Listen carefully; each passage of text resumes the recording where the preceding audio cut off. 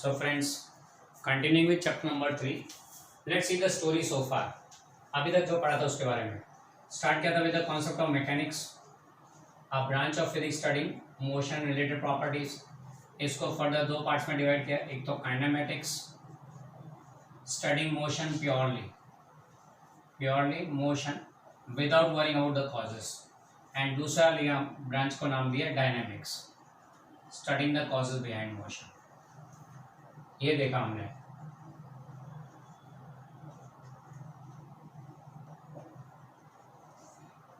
उसके बाद we saw regarding concept of one dimensional,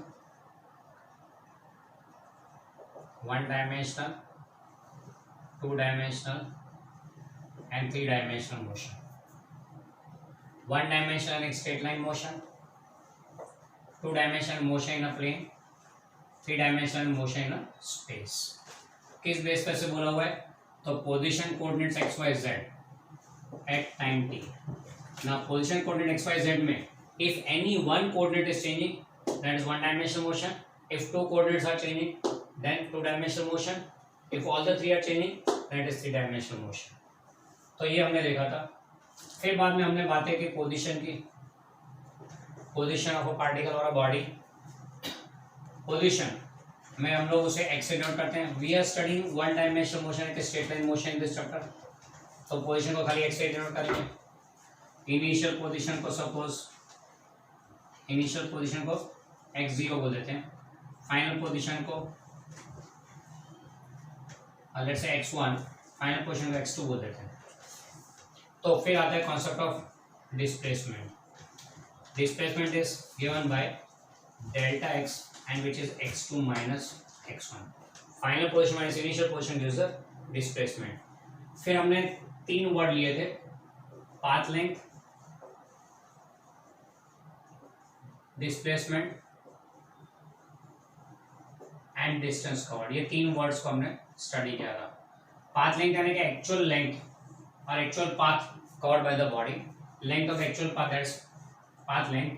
displacement यानी it's a vector quantity joining the initial and the final position.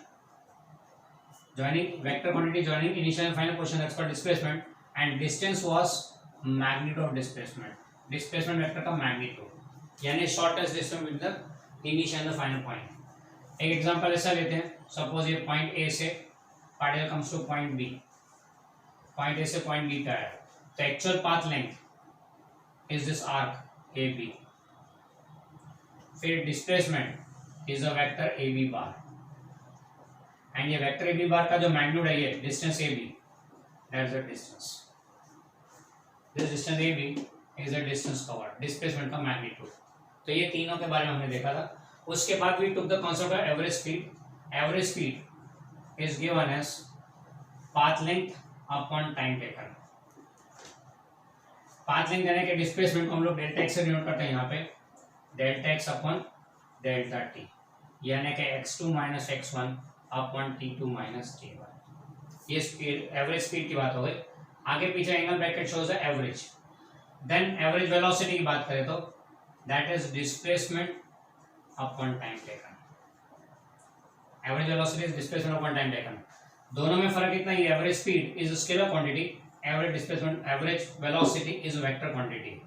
Average speed में path length आता है, average velocity में displacement आता है. This is the difference. ये वेक्टर है displacement, इससे ये वेक्टर फॉर्म में आएगा, इसे वेलोसिटी बोलेंगे. Path length is a scalar value, इसलिए यहाँ पे भी स्केलर फॉर्म में स्पीड बोलेंगे. तो average speed and average displacement की बात हुई थी. हमने ये भी देखा था कि एवरेज स्पीड और average velocity does not give the idea of velocity और speed at a given time. ये बताता है पूरे पाथ के लिए. It shows for the entire path not at a given point. ये इसकी लिमिटेशन थी. इस लिमिटेशन को ओवरकम करने के लिए will be introducing instantaneous speed and instantaneous velocity. So now let's talk about instantaneous speed and instantaneous velocity. तो उसके लिए स्टार्ट करते हैं.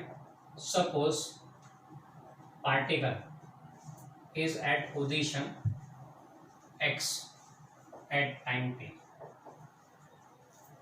And at position x plus delta x at time t plus delta t. Time पे particle x पे है and T plus delta T time पे particle X plus delta X पे है। Therefore distance covered is delta x, दोनों का difference delta x हो गया distance covered, and time taken for this distance covered is delta t. Okay, then average speed is given as delta x upon delta t as average speed, and that is average speed. Now we want instantaneous speed. तो instant speed के लिए क्या करेंगे? Taking delta t tending to 0, taking the time interval very small, we get average velocity,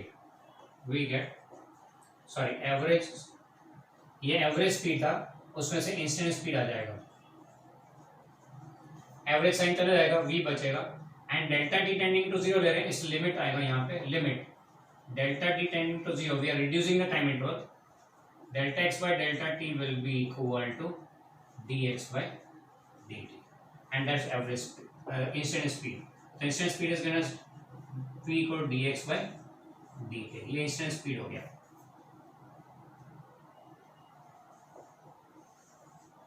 यानी average से instantaneous जाना हो तो क्या करना है? In order to move from average to instantaneous we have to reduce the time interval to very small, very near to 0 but not exactly 0।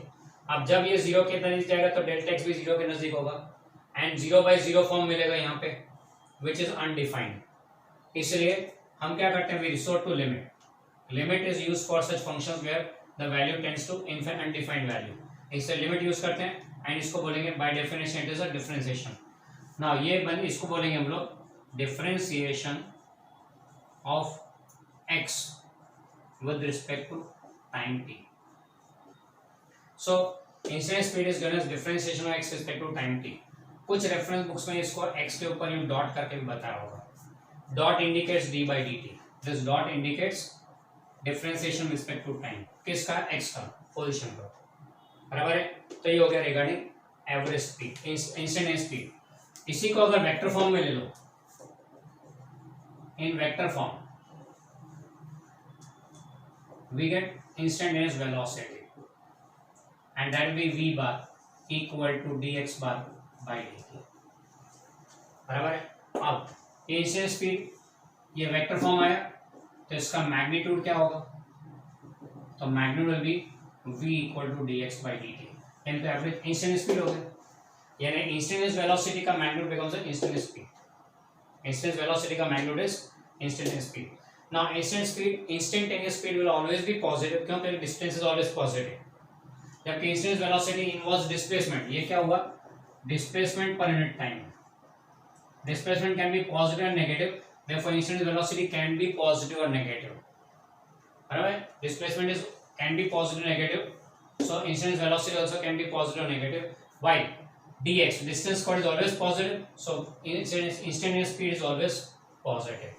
अब इसका यूनिट स्पीड है, distance chord upon time metre per second, इसका dimensional equation m0 l1 t-1, ये हो गया instant speed.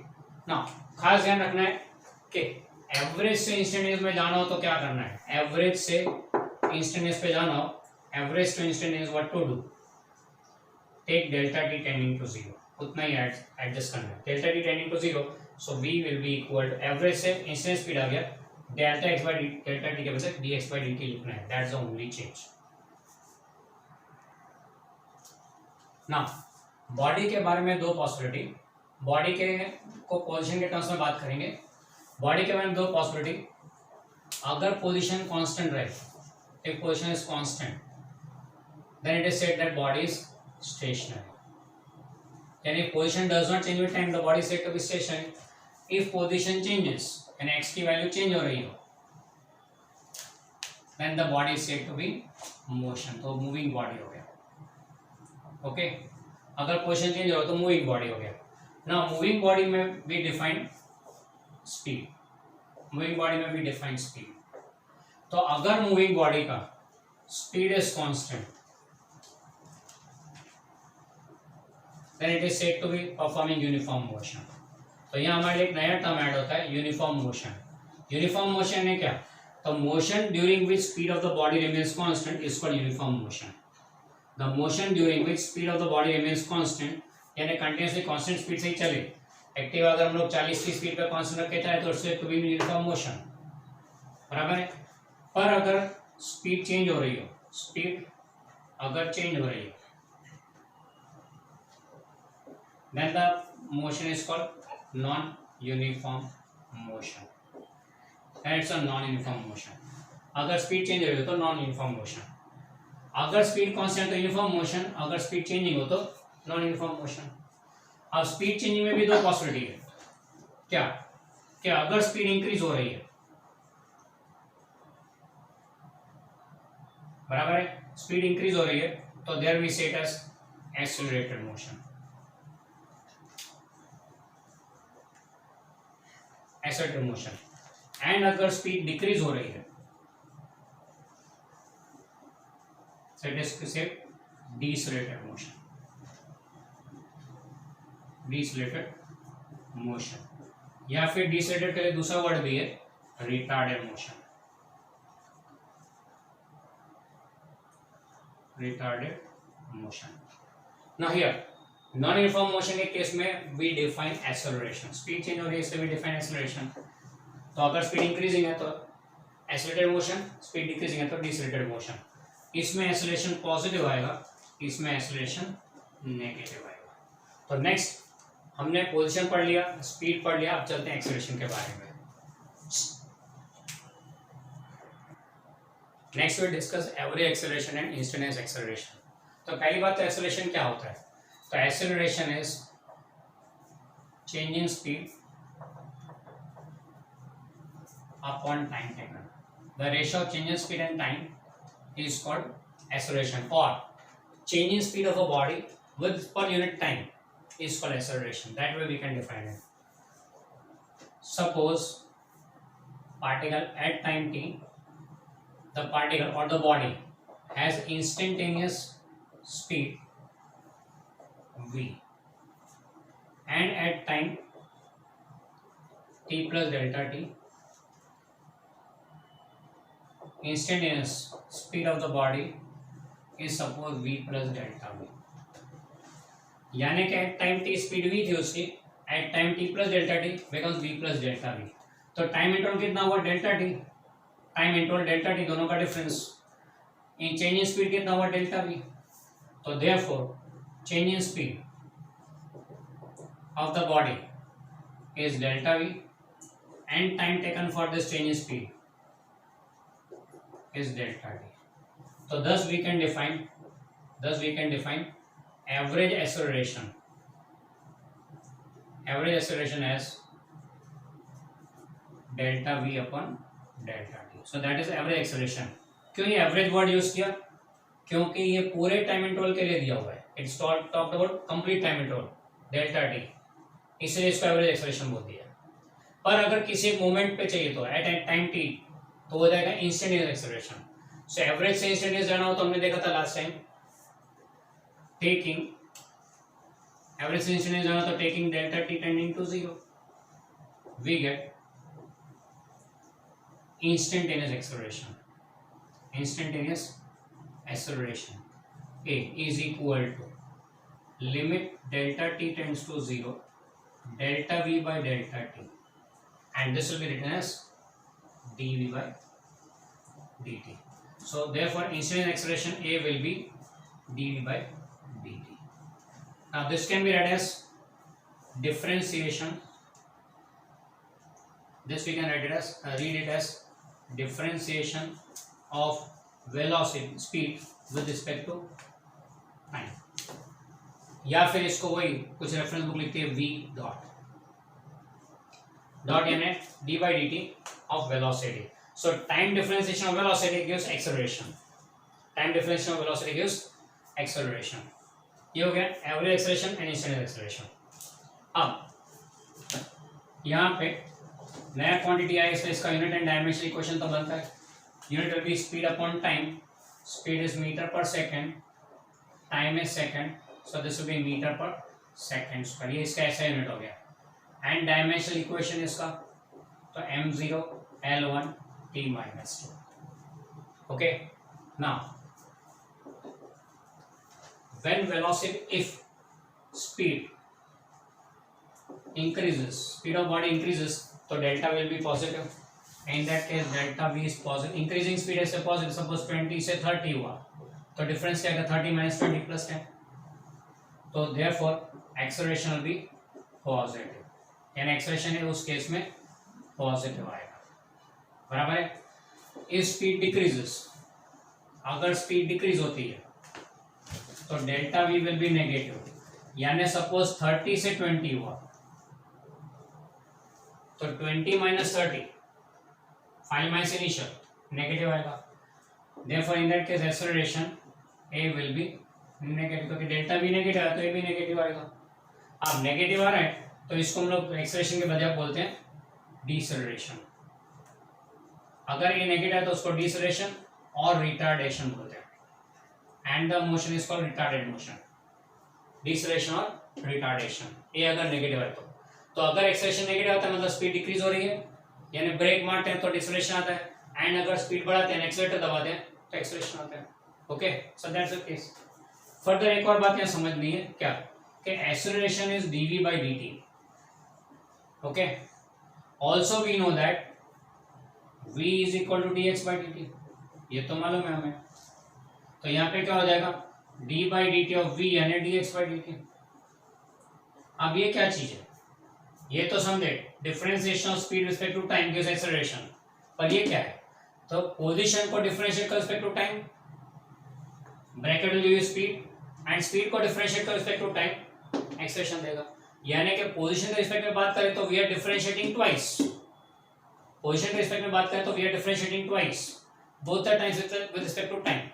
तो this we can write it as, इसको हम लोग ऐसे लिखते हैं डिफरेंशिएशन में d raised to 2 by dt2 of x. यानी कि पावर 2 क्या बताता है, डबल डिफरेंशिएशन, दो बार डिफरेंशिएट करना है. इसको बोलते हैं डिफरेंशियल ऑफ सेकंड ऑर्डर. इसको बोलते हैं differential of second order.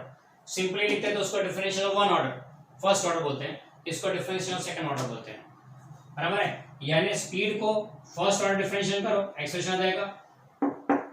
Position को डबल डिफरेंशिएशन करो, डबल यानी पोजीशन को एक बार डिफरेंशिएट किया, जो आया उसको फिर से डिफरेंशिएट करो, तो दैट गिव्स एक्सेलरेशन. पोजीशन को एक बार डिफरेंशिएट करो, स्पीड आएगी, उसको स्पीड को डिफरेंशिएट करो, यानी पोजीशन को डिफरेंशिएट करके फिर से डिफरेंशिएट करो. पोजीशन को दो बार डिफरेंशिएट करो, that's called double differentiation and that gives acceleration. इसको सिंबॉलिकली लिखना हो तो यूं भी लिख सकते हैं x double dot. Double dot means twice d by dt.